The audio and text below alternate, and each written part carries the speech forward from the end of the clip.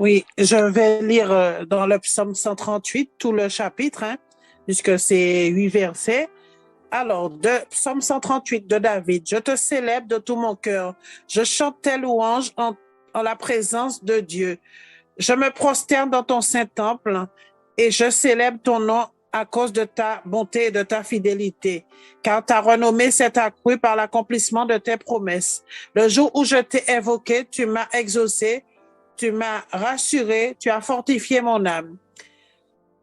Tous les rois de la terre te loueront, ô Éternel, en entendant les paroles de ta bouche.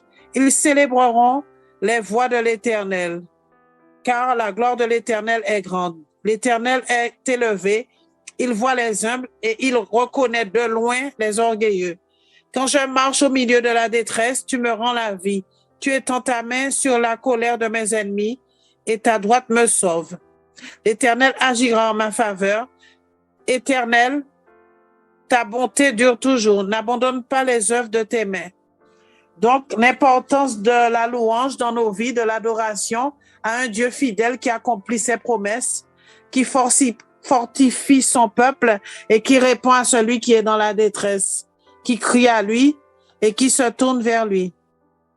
Alors, tous les rois de la terre, ça veut dire les plus grands, les plus puissants, le loueront. Comme il nous est dit dans un passage, tout genou fléchira devant le Seigneur. Alors, tous les rois de la terre te loueront en entendant les paroles de sa bouche. Il est souverain, souverainement élevé et rien ne lui échappe. Il sait tout, il voit les humbles et il reconnaît de loin les orgueilleux. Alors, quand nous marchons au milieu de la détresse, il nous rend la vie. Il étend sa main, donc il nous fait justice en fait, puisqu'il étend sa main sur la colère de nos ennemis. Sa bonté dure toujours. Nous avons vraiment tout en lui, donc nous pouvons aller vers lui. Il fait tout, quoi. Il nous surprend par les prodiges qu'il fait. Il est un Dieu souverain à qui rien n'est impossible. Hein. Comme il nous dit dans sa parole aussi, qu'y a-t-il d'étonnant de sa part? Et je dis encore une dernière chose pour conclure. À qui doterions-nous? Hein? Parce que franchement, c'est lui qui connaît tout des choses qu'on ne voit pas. Il nous connaît mieux que nous-mêmes. Et vraiment, on a tout en Christ, quoi. Voilà, et on ne peut rien par nous-mêmes.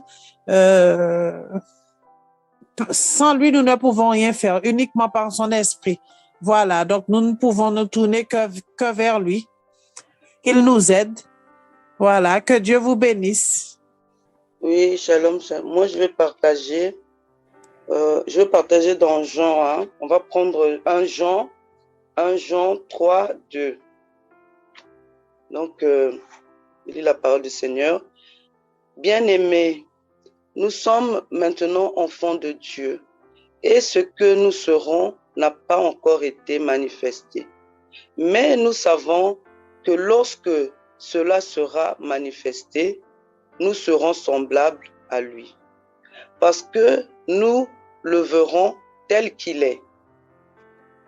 Voilà, donc c'est pour dire que c'est vraiment l'amour réel de Dieu, que Dieu a pour nous, quoi. Nous avons l'amour réel de Dieu. Donc tout ce que Dieu fait dans nos vies, c'est vraiment les bienfaits de Dieu. Il est là, il est parfait. Il nous aime, notre Dieu. Il nous aime vraiment d'un profond vraiment amour. Continuons. Prenons Jean 17, 13. Et maintenant, je vais à toi, et je dis ces choses dans le monde, afin qu'il ait en eux ma joie parfaite. Voilà, donc continuons encore. On va prendre le psaume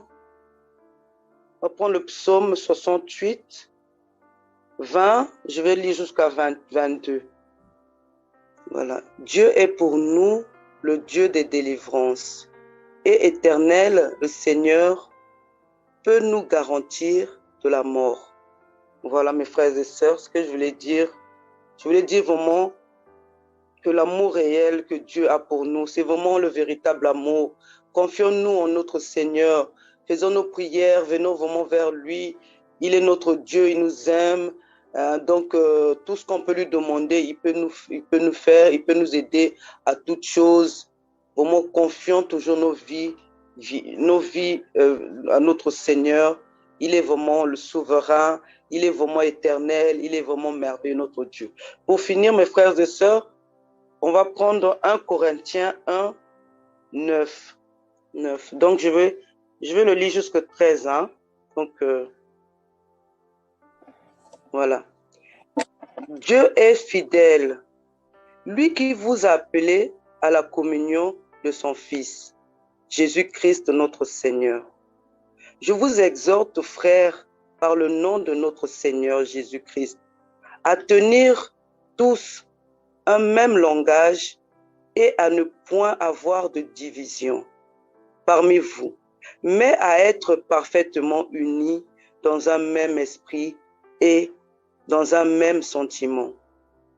Car, mes frères, j'ai appris à votre sujet par les gens de Chloé qu'il y a des disputes au milieu de vous. Je veux dire que chacun de vous parle ainsi. Moi, je suis de Paul, et moi d'Apollos, et moi de Cépha, et moi de Christ. Voilà. Voilà, mes frères et sœurs, ce que je voulais dire. Donc, les paroles du Seigneur nous exhortent, les paroles du Seigneur nous aident vraiment à conduire nos vies, à vraiment à aller vers le Seigneur, à faire que les choses que Dieu nous dit de faire, des bonnes choses que notre Seigneur veut vraiment à faire vraiment de mieux en mieux, quoi. De mieux en mieux, des bonnes choses, que notre Seigneur nous aide vraiment à être de plus en plus de meilleurs, quoi, dans nos vies, vraiment, mes frères et sœurs. Voilà. Donc, mon petit thème de ce matin, c'était vraiment l'amour réel que Dieu a pour nous. C'est vraiment l'amour réel. Parce que Dieu nous aime d'un amour. C'est pas un amour de mensonge, c'est pas un amour de hypocrisie, c'est vraiment un amour réel. Voilà. Voilà, je passe la parole à une autre personne. Oui, shalom. Bonjour à tous. Désolé, j'ai essayé d'ouvrir le micro. Ok, par la grâce de Dieu, on va lire Genèse 49, versets 3 à 4. Je lis au nom du Seigneur, Genèse 49, du verset 3 au verset 4.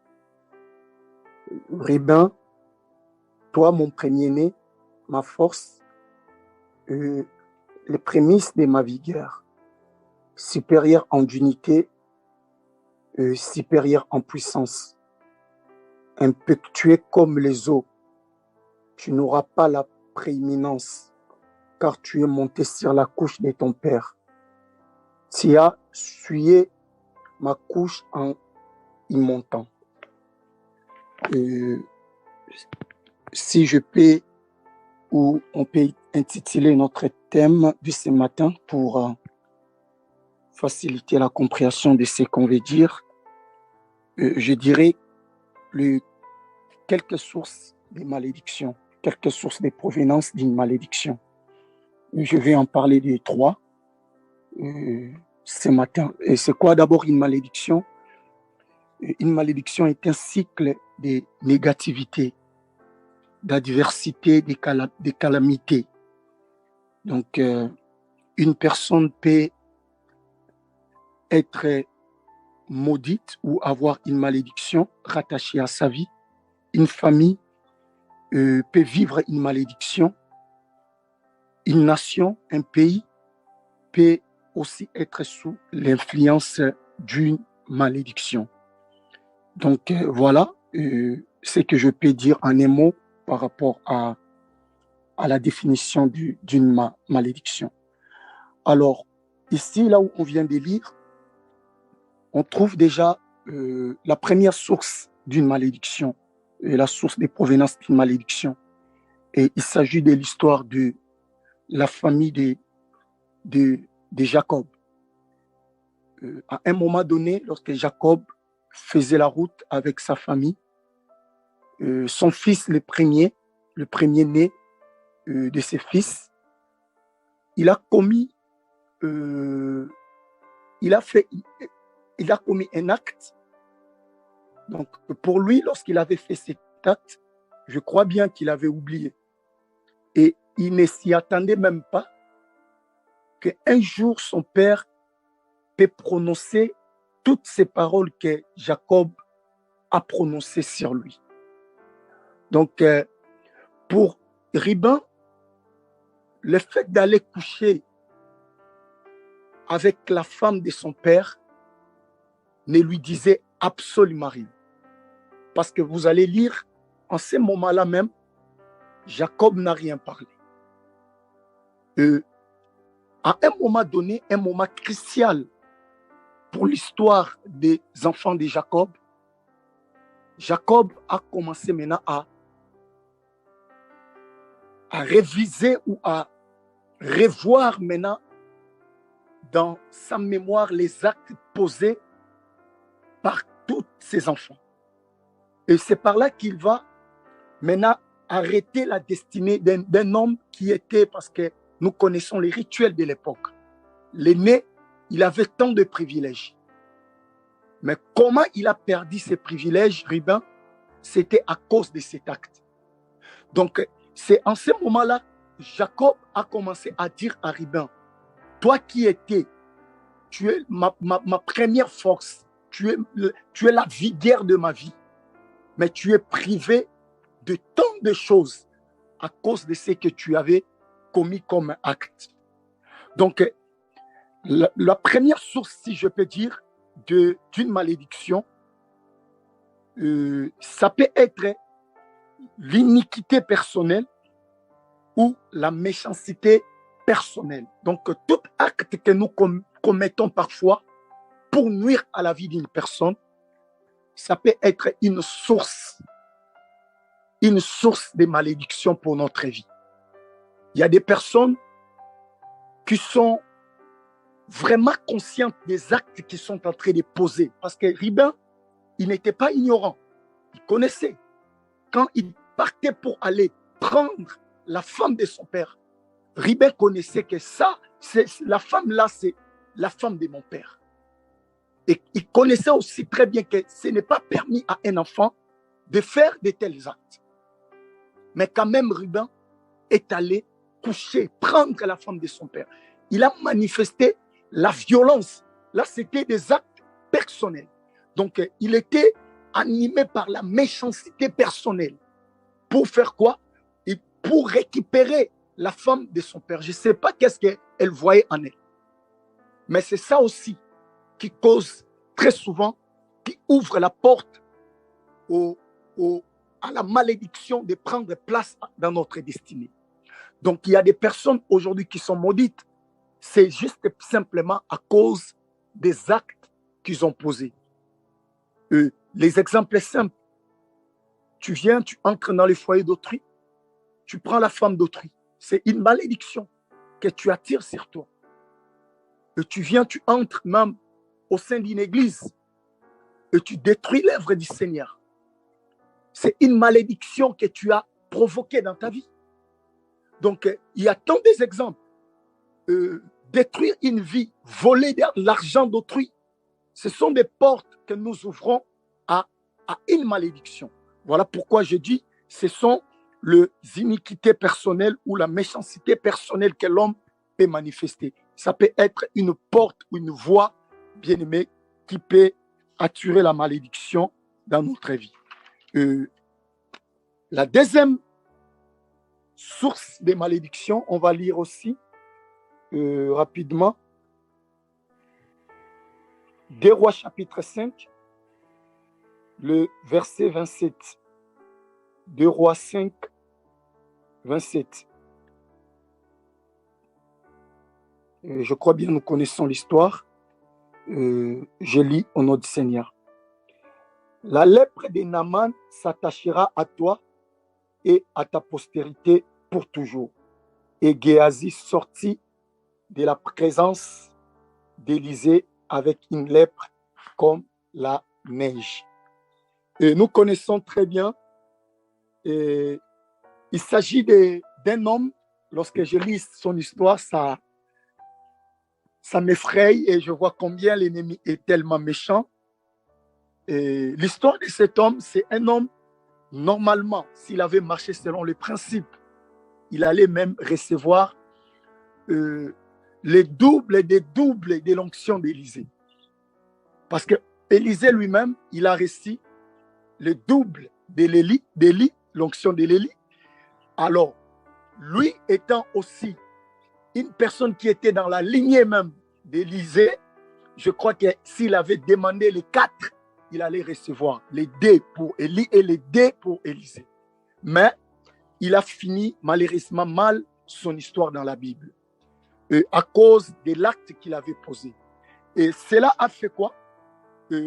Selon les paroles qu'Élisée a prononcées, il a dit que la lèpre, la maladie qui était dans la vie du général syrien Naaman, va s'attacher à la postérité donc de Géasi.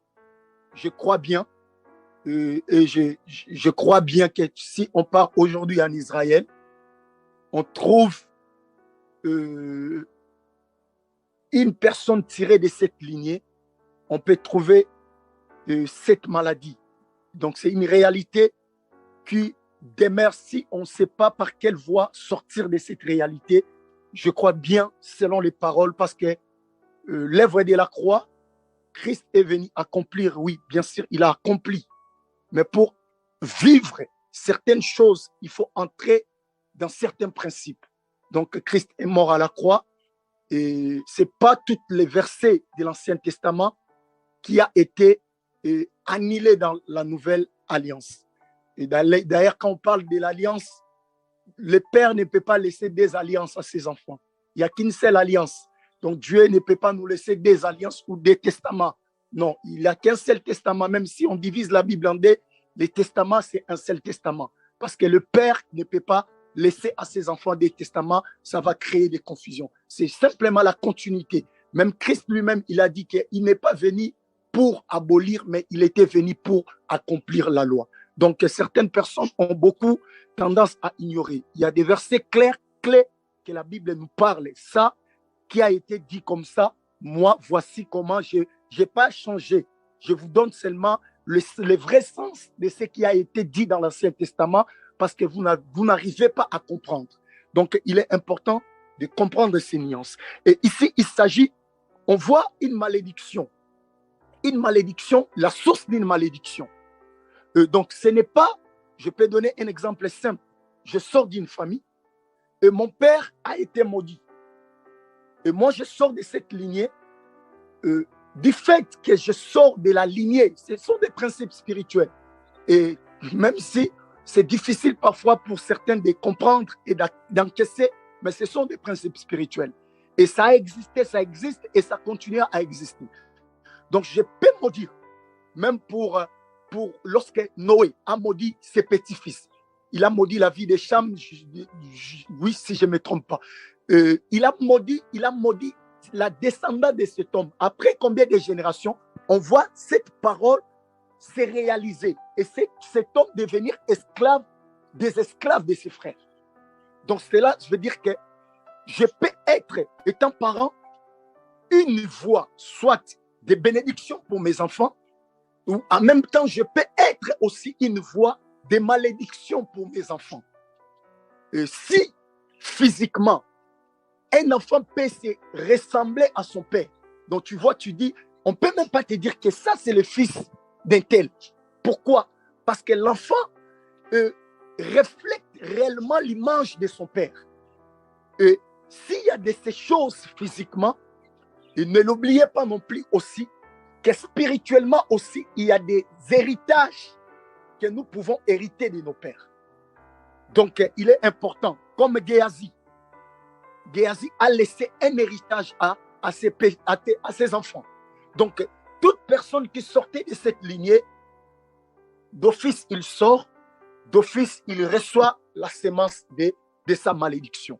Pourquoi? Ça circule déjà dans le sang. La source de ce sang est déjà maudit. Quand la source est maudite, tout celui qui sort de la source est automatiquement maudit. Voilà pourquoi dans Ésaïe 51, si je ne me trompe pas, le verset premier, on nous parle de jeter les regards sur les rochers. donc où on a été taillé. Donc, les prophètes nous envoient à regarder, à méditer et à porter notre regard. Donc, j'aime tel que les mots, tous les mots qu'il a utilisés. Il veut simplement nous dire que nous devons, parce que la fois dernière, j'avais parlé sur les intensités du regard. Le prophète, dans l'accent qu'il a parlé, vous allez voir qu'il a beaucoup insisté à nous de chercher à connaître vraiment l'état du rocher par lequel on a été taillé. Pourquoi? Parce qu'on risque de vivre certaines réalités qui ne sont pas les nôtres. Je peux nous tailler aussi une lignée. Il s'agit de la lignée de Terah. Terah qui fut le père d'Abraham. Le nom de Terah, lorsque vous définissez le nom, et dans l'étymologie de son nom, Terah veut dire simplement retard. La vie de Terah, c'est le retard. Voilà pourquoi lorsqu'il a pris même l'initiative de quitter à un endroit dans son pays pour aller à Canaan, on trouve que tout au long du chemin, il n'a pas pu arriver à Canaan. Parce que lui-même, son identité, c'est le retard. Qu'est-ce qu'il a fait? Tout au long du chemin, il est mort en cours du chemin parce que ces noms-là, la source lui a réclamé et il ne pouvait pas arriver à Canaan. Donc, on voit dans la lignée de ses enfants, il a mis au monde 3 enfants. Il s'agissait d'Abraham, il s'agissait de Nachor et il s'agissait d'Aaron. Et Nachor, le nom Nachor veut dire, lorsque vous suivez la définition de ce nom, veut dire ronflement. Donc, on voit que le papa a communiqué à la vie de son enfant le nom ronflement, c'est-à-dire c'est un profond sommeil. Quand on parle du sommeil, on voit les retards. Donc, les mêmes influences, on voit ça, c'est rattaché à la vie de qui? À la vie de Nachor. Et on vient voir aussi le nom d'Aaron. Aaron veut dire desséché et sec. Vous allez voir dans la suite de l'histoire, il n'a rien fait. C'est la première personne dans la Bible où on trouve le nom. Il est mort du vivant de son père. Parce qu'à l'époque, lorsque vous lisez la généalogie depuis le commencement de chacune des familles qui est mentionnée dans la Bible, on trouve toujours celui-ci engendra ainsi, après ceci mourit, et ainsi de suite. On voit toujours, c'est le père qui meurt avant le fils. Mais ici, c'est le contraire. Aaron est mort avant le père. Il est mort du vivant de son père. Donc, il n'a rien fait de grave. Il n'a rien abouti. Seulement l'autre qui nous a laissés comme enfants, et ainsi que les défis qu'il a mis au monde, et la destinée est partie. Pourquoi? Parce que la même réalité est rattachée à cette vie. Vous allez voir aussi dans la vie d'Abraham. Le même retard, Abraham, le nom veut dire le père élevé. Le père élevé se retrouve qu'il n'a pas d'enfant. Un nom qui veut dire père élevé, mais père élevé se retrouve sans enfant. Et un esprit de retard là se rattache aussi à la vie d'Abraham quand il s'agissait de la conception. Abraham n'arrivait pas à voir l'enfant, malgré c'est une réalité qui était beaucoup plus rattachée à sa femme. Mais on parle de son foyer parce que c'est le foyer qui était affecté. Parce qu'il y a des femmes qui subissent parfois certaines réalités parce que cette réalité provient de l'alliance que l'homme a.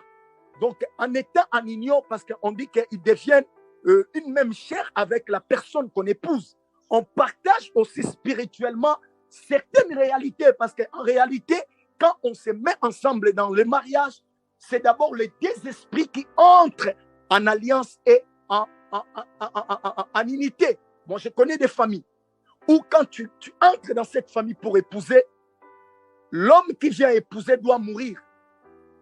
Parce qu'il y a un démon, c'est l'influence de l'esprit d'Asmodée, cet esprit qui tue les maris. Donc, quand tu entres dans cette famille pour prendre la femme, tu dois mourir. Pourquoi? Parce que cette famille a été réclamée ainsi. Et c'est simplement pour nous faire comprendre. Vous suivez la lignée d'Abraham là. Même Lot, qui est sorti des mêmes lignées parce qu'il est le fils d'Aaron. Lot, même lorsqu'on veut lui sauver, Lot retardait même les anges parce que c'est un esprit qui est entré dans cette famille. Jusqu'au point où les anges commençaient à précipiter Lot. Et ils ne comprenaient pas. Mais comment cet homme, on dit que dans quelques heures, on va mettre le feu dans cette ville? Mais lui, ils bougent, ils tournent. Les anges, ils regardaient les chronos, ils regardaient l'air, les temps avancés, l'air prévu par Dieu pour consommer Sodome et Gomorrhe s'approchait. Mais l'autre tournait. Ce n'est pas pour rien qu'il tournait, parce que dans sa lignée, il y a toujours un esprit de retard. La Bible dit même, l'autre commençait à retarder. Les anges ont pris l'autre par force. Donc, il y a certaines personnes, c'est simplement par miséricorde de Dieu qui parviennent. Pourquoi? Parce qu'ils sont sous des influences. Il s'agit, regarde ici maintenant, d'une famille. Une famille qui a été déjà, par une parole, ce n'est pas n'importe qui a parlé, c'est Élisée qui a parlé. Et on voit que cette parole est en train de faire rage dans une famille. Il y a aussi de telles réalités dans nos familles. Il y en a beaucoup. Et il y a même un frère qu'on est en train de prier actuellement. Dans sa famille, personne n'a mis au monde. Et on a déclaré que dans cette famille, personne ne mettra au monde. Et lui, il a commencé à avoir des problèmes. Il a mis au monde un enfant. Cet enfant a d'abord un problème de retard pour parler. Il n'arrive pas à parler jusqu'à présent, malgré qu'il prend l'âge, mais il n'arrive pas à parler. Et deuxièmement, sa femme a maintenant des complications pour garder la sémence en elle. Donc, c'est-à-dire, quand elle est enceinte, quelques jours, pouf, l'enfant doit partir.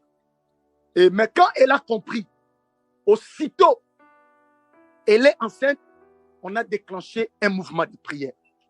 Pourquoi? Parce qu'elle a compris que réellement, cette influence-là de mon mari, comme on ne veut pas dans sa famille qu'il puisse avoir de l'enfant, ce n'est pas moi le problème, mais mon problème, c'est mon mari. Je suis en train de subir les combats de sa famille. Et on s'est levé dans la prière et par la grâce de Dieu, elle évolue quand même. Par la grâce du Seigneur, et nous croyons qu'elle va mettre au monde. Parce que nous, étant en Christ, Christ nous a rachetés de la malédiction. Et voilà la deuxième source de la malédiction. Et pour en terminer, je crois, la troisième source d'une malédiction, c'est la pratique de beaucoup de réalités, de la magie, la pratique de la sorcellerie. Ce sont aussi des causes et des sources de malédiction. Donc, comme on court derrière les temps, je crois que je suis dans l'obligation de m'arrêter par là. Que Dieu nous aide et que le Seigneur nous fasse grâce de creuser encore tous les messages qui viennent d'être partagés ce matin. Merci beaucoup. Je cède le micro.